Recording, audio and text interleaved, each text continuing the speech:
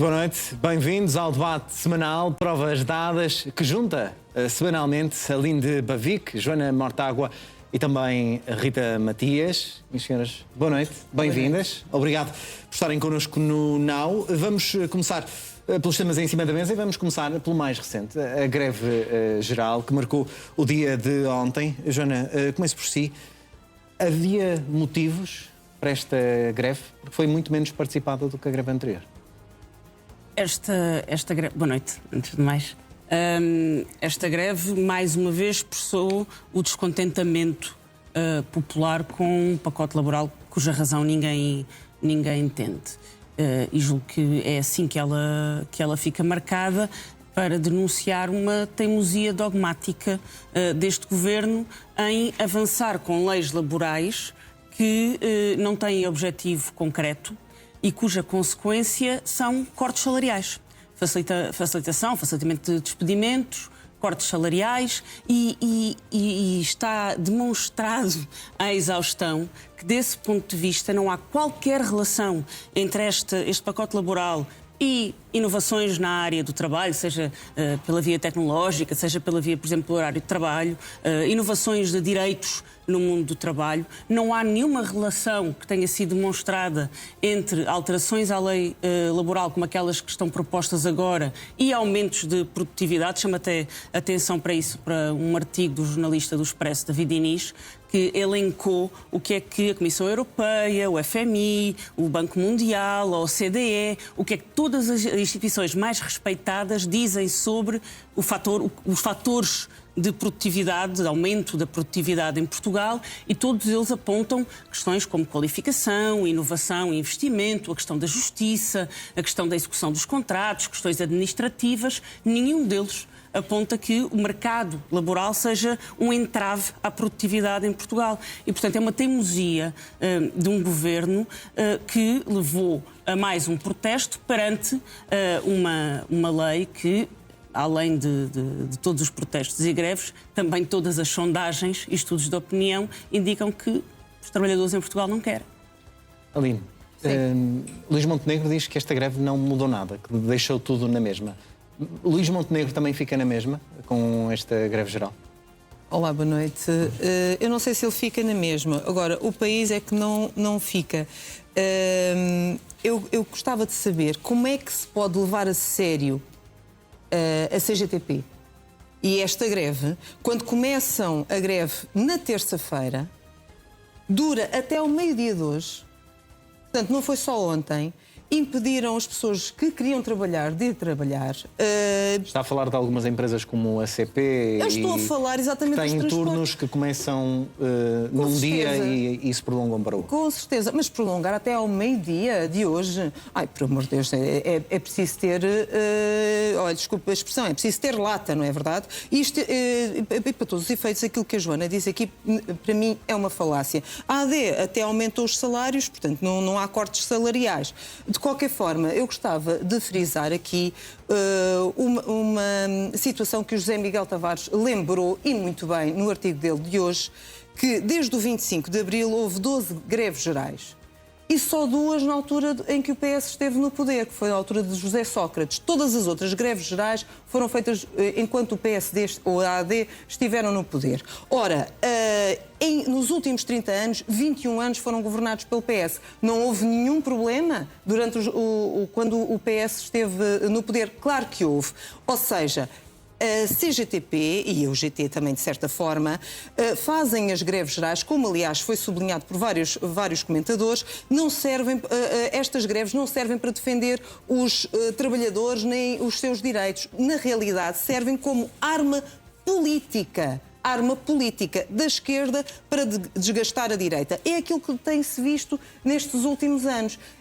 E ainda por cima, os piquetes de greve não deixarem as pessoas trabalhar. É verdade que a greve é um direito, mas também é um direito de quem quiser ir trabalhar. Rita, o Chega já disse que vai votar contra este pacote laboral da forma que ele está apresentado por parte do Governo. Assim sendo, esta greve fez sentido para o Chega ou não? Antes de mais, boa noite aos três. Permita-me só uma breve nota inicial. Trago hoje comigo uma homenagem a Henry Novak, um menino de 18 anos que foi brutalmente esfaqueado em Inglaterra por um imigrante da comunidade Sikh. As suas últimas palavras são estas que tenho aqui: não consigo respirar, exatamente as mesmas que George Floyd proferiu quando faleceu, e à data as palavras de George Floyd geraram uma comoção mundial, com equipas de futebol, celebridades, políticos a ajoelharem-se e a dizer que queriam combater o racismo, mas curiosamente quem esfaqueou este jovem ligou para a polícia e disse que estava a ser vítima de racismo, e é por isto que a polícia, em vez de chegar e acudir a vítima, acabou por algemar o menino que faleceu no local. Era aqui uma nota que queria deixar, porque este caso está a chocar o mundo na internet, mas temos que fazê-lo chegar também a estes canais. Em relação à greve geral, esse caso é verdade, o Now, que costuma ser uma rara exceção no jornalismo português, e espero que assim continue a ser este oásis também da liberdade de expressão e do bom jornalismo.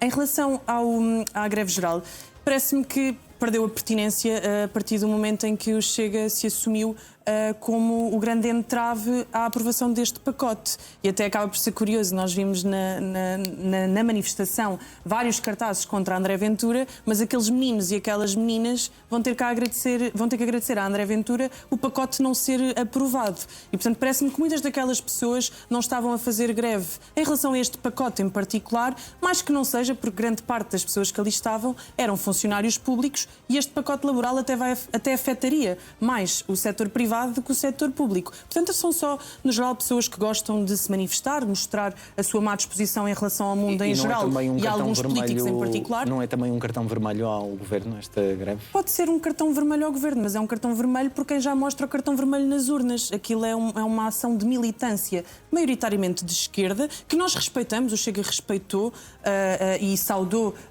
quem quis sair à rua, quem foi trabalhar, mas também não podemos camuflar o sucesso da greve quando muitos aproveitaram para ter apenas 5 dias de férias. Ora, com um feriado e um dia de ponto que se mete amanhã, é extraordinário ter 5 dias de férias sem ter grande consequência quanto a isto. Portanto, para dizer que a greve não teve a adesão que dizem que teve, foi uma oportunidade de aproveitar aqui o feriado do Corpo de Deus, que até é um feriado religioso, para convenientemente fazerem valer as suas ideias, sendo que este pacote é chumbado não por chantagem da greve geral, mas porque realmente várias vezes dissemos ao Governo que havia muitas áreas necessárias para esta reforma laboral que foram esquecidas, nomeadamente a questão das pensões, nomeadamente a questão de impedirmos despedimentos coletivos e contratamento posterior em outsourcing, nomeadamente protegermos as mulheres trabalhadoras, e, portanto, o Governo poderia ter dado sinais de querer negociar. Não deu esses sinais,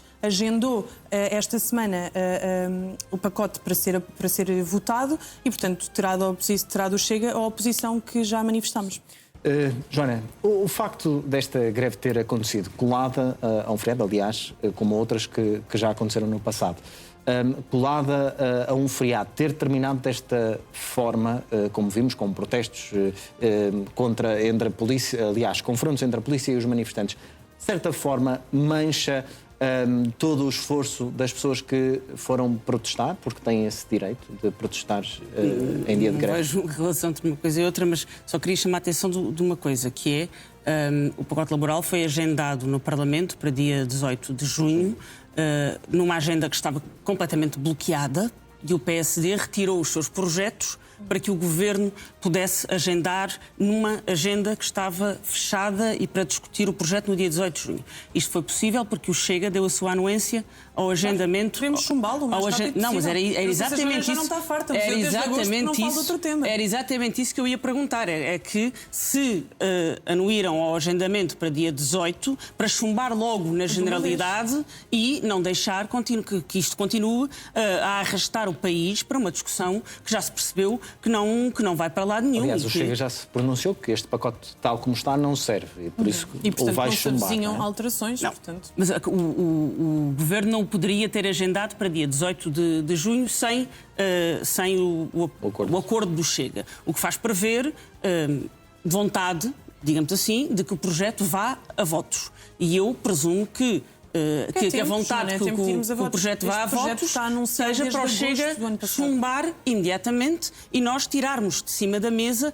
Uma das coisas interessantes que as sondagens dizem é que a maioria da população em Portugal entende que o Governo está completamente errado nas suas prioridades governativas. E a verdade é que o país tem muitos problemas graves, que mereciam a atenção do Governo, que mereciam ímpeto legislativo, que mereciam uma resposta e já agora também a capacidade do Governo de responder pelas suas promessas. Lembro do caso da saúde, do caso da habitação, o caso do custo de vida, e que não estão a ter a atenção devida e, entretanto, o Governo anda entretido com uma lei que ninguém quer e que uma lei cujo destino é ser chumbada no Parlamento. 30 segundos só para saudarmos a Polícia de Segurança Pública, que repôs a ordem ontem no final da manifestação. É mais uma manifestação de esquerda que acaba com violência, com tumultos, e isto começa a mostrar um sinal de violência sistemática. A esquerda é violenta, não só nas suas manifestações, como de vez em quando ainda vai a manifestações alheias, como a Marcha pela Vida,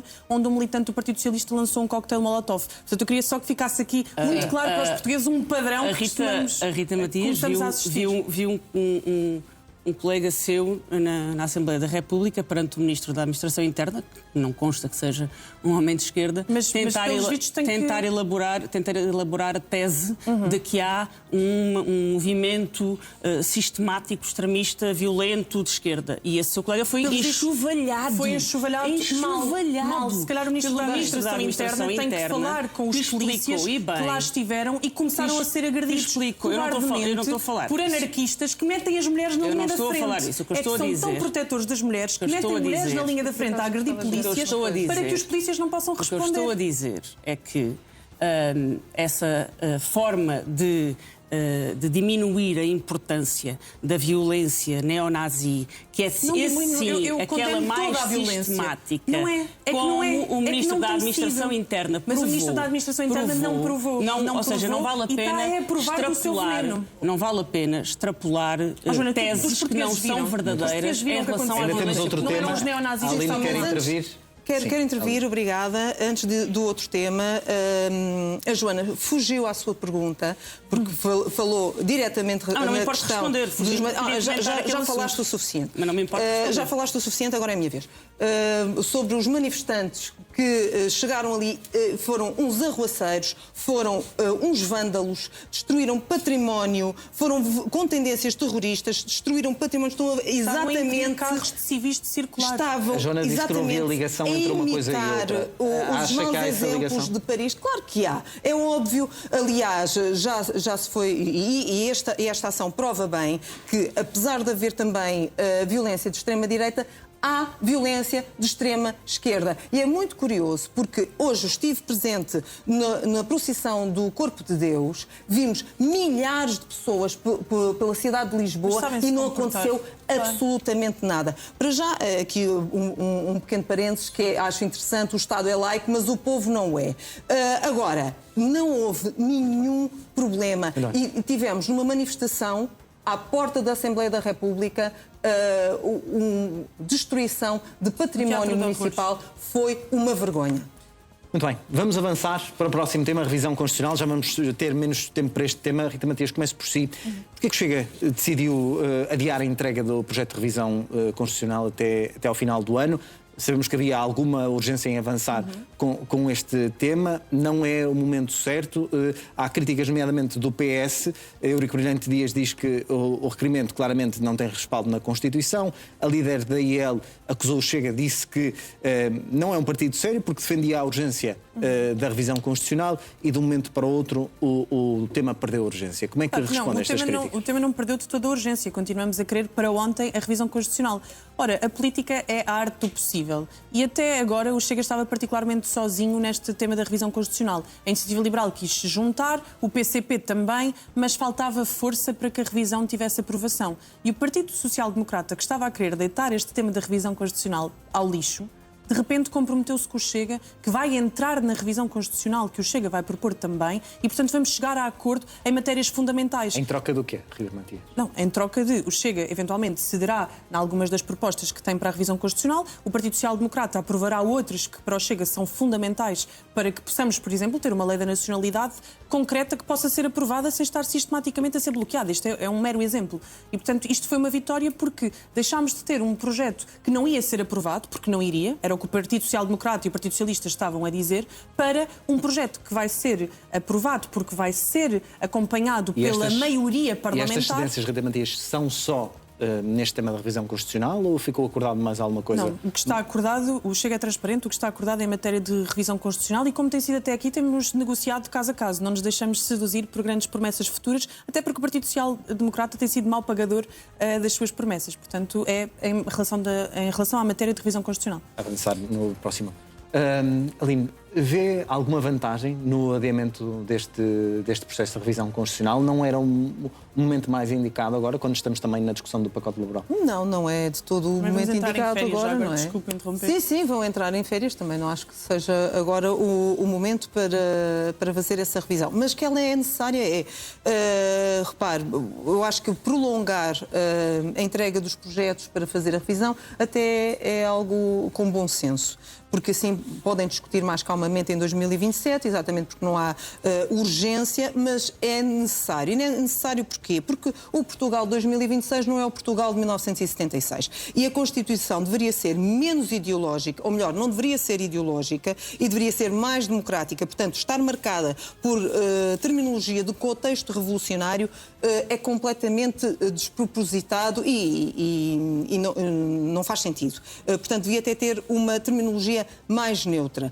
E, de facto, a Constituição deve ser democrática e deve proteger a democracia, não é e proteger os direitos, mas não impor um modelo socioeconómico que, no fundo, é aquilo que ela está a fazer, principalmente uma economia específica. E, portanto, já ultrapassamos isso e acho que devíamos modernizar e colocar a Constituição exatamente com os tempos de hoje. Ainda por cima, porque precisamos de fazer uma revisão que mantenha os direitos, mas garantir também com maior eficiência todos os outros aspectos. Por exemplo, vou-lhe só dar um exemplo, temos muito pouco tempo.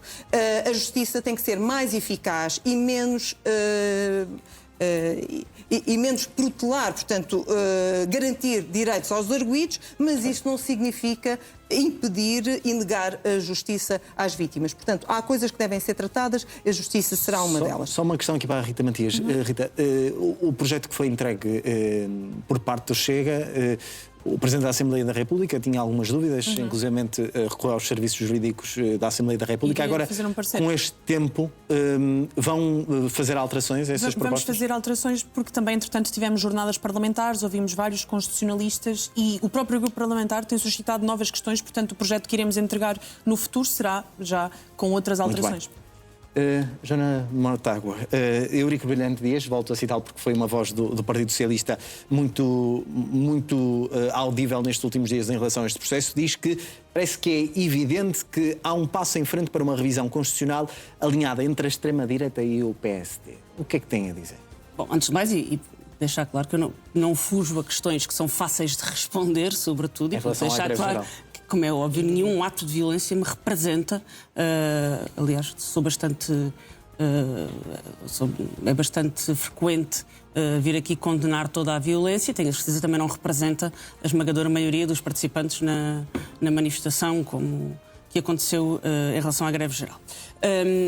O que é que nós sabemos? Sabemos que o Chega apresentou um projeto de revisão constitucional em relação ao qual disse ter enorme pressa e que, pouco tempo depois, concertou-se com o PSD para apresentar uma proposta de suspensão do projeto que o próprio Chega tinha começado até ao Natal. Deixando pelo caminho um conjunto de legislação que tem de ser negociada no Parlamento, desde logo, evidente, o Orçamento de Estado.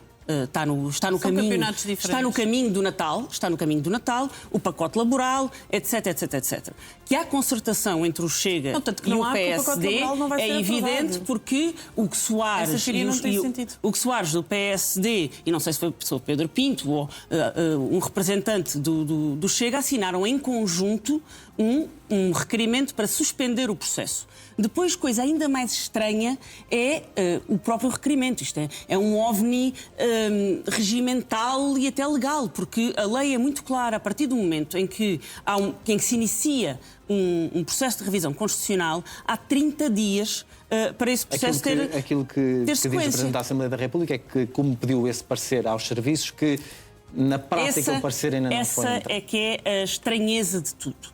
O Chega apresentou um projeto de alteração à Constituição que, pelos vistos, não quer discutir. A Guiar Branco não sabe se o aceita, porque não sabe se o próprio projeto de alteração à Constituição é constitucional, portanto, manda aferir dessa constitucionalidade. E no meio disto tudo, a única coisa que parece certa é que PSD e Chega se concertaram para suspender o processo, para envolver outras negociações, Muito não bem, sabemos porque a quais, revisão se o constitucional pacote anterior laboral, era se o concertada orçamento com o de PS e Estado, com o PSD, e para se e, portanto, acertarem até há ao novas momento maiorias. da revisão.